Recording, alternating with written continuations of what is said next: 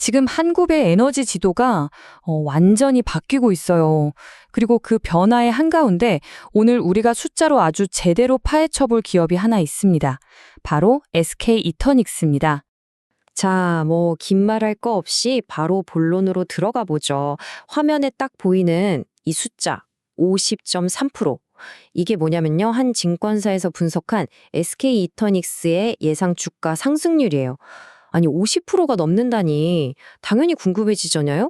도대체 무슨 근거로 이렇게까지 보는 걸까요? 네, 그래서 오늘 우리가 바로 그 질문에 대한 답을 한번 찾아보려고 합니다. SK그룹에서 이제 막 독립한 말 그대로 신생 기업인데 도대체 어떤 매력이 있길래 시장이 이렇게나 주목하는 걸까요? 지금부터 그 속을 한번 제대로 들여다보겠습니다. 오늘 우리가 함께 살펴볼 순서인데요.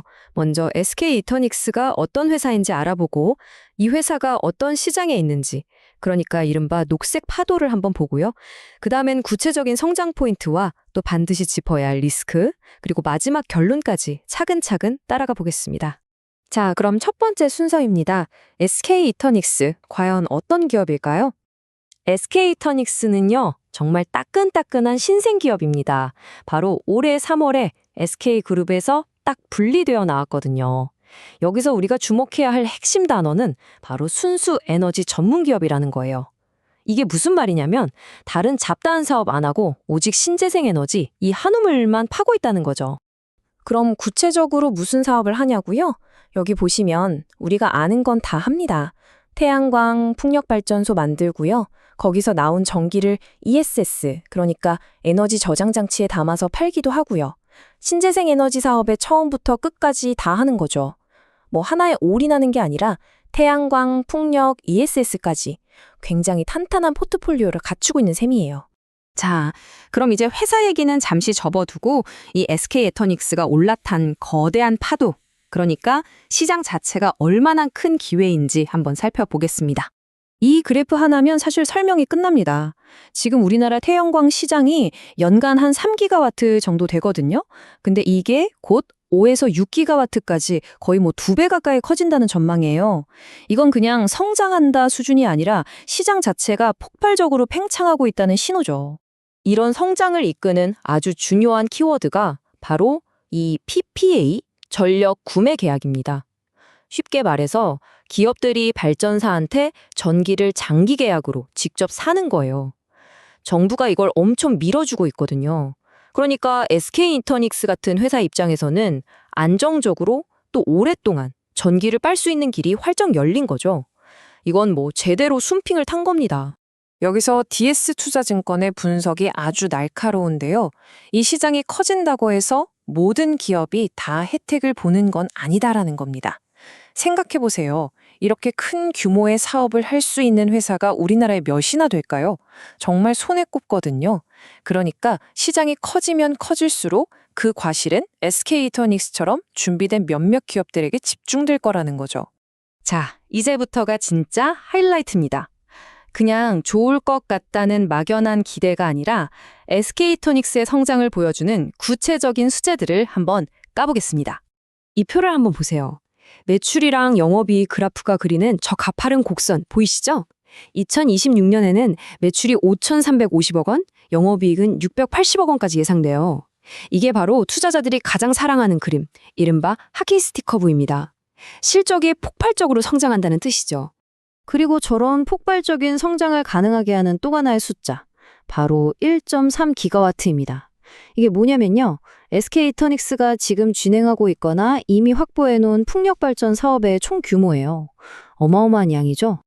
중요한 건 이 1.3기가와트가 그냥 계획입니다 하고 끝나는 게 아니라는 점이에요.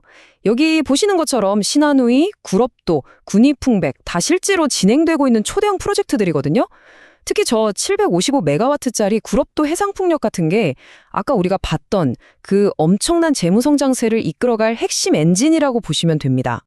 물론 이렇게 좋은 이야기만 있을 수는 없겠죠. 투자는 항상 양적을 다 봐야 하니까요.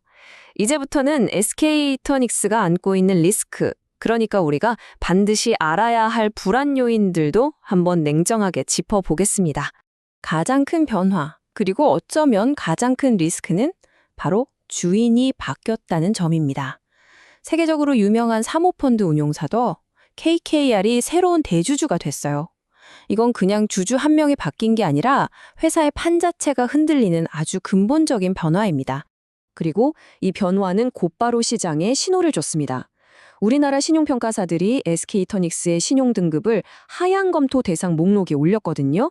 이게 뭐냐면 이 회사 좀 지켜봐야겠는데 등급 떨어질 수도 있으니까 조심해 하고 경고등을 켠 거예요. 일종의 옐로 카드를 받은 거죠. 바로 이 부분이 이 딜의 핵심, 동전의 양면 같은 부분입니다.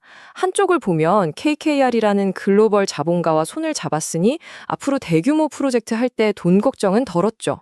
근데 다른 한쪽을 보면 이제 SK라는 든든한 울타리는 예전 같지 않을 거라는 우려가 생기는 겁니다.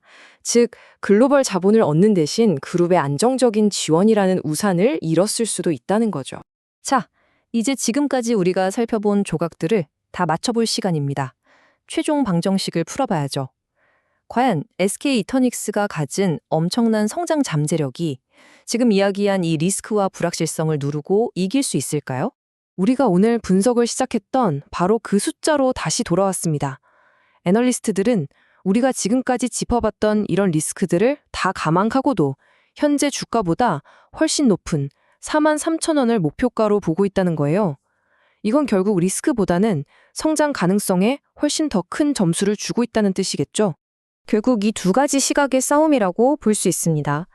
회사를 좋게 보는 쪽, 즉 강세로는 이 막대한 프로젝트들과 정부 정책이라는 순풍을 봐라 라고 말하는 거고요. 반대로 좀 신중하게 보는 쪽, 약세로는 주인이 바뀌면서 생긴 재무적인 불확실성을 무시할 수 없다고 하는 거죠. 말 그대로 성장성과 안정성의 정면 대결입니다. 그래서 오늘 우리의 마지막 질문은 바로 이것입니다. 이처럼 거대한 기회와 명백한 리스크 사이에서 SK이터닉스는 과연 이 성장통을 잘 극복하고 대한민국 에너지 시장의 진정한 게임 체인저가 될 수 있을까요? 저희는 오늘 판단에 필요한 숫자와 팩트들을 모두 보여드렸습니다. 최종 결론은 이제 여러분의 몫입니다.